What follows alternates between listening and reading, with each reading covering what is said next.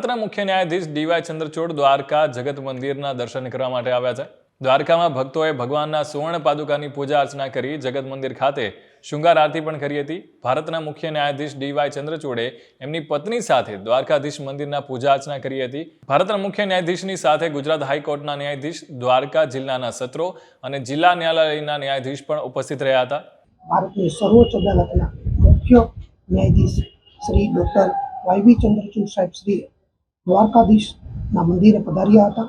આજરોજ રાજાધિરાજ ભગવાન શ્રી કૃષ્ણના દર્શન કર્યા, પૂજા વિધિ કરી, પાદુકા પૂજન કર્યું।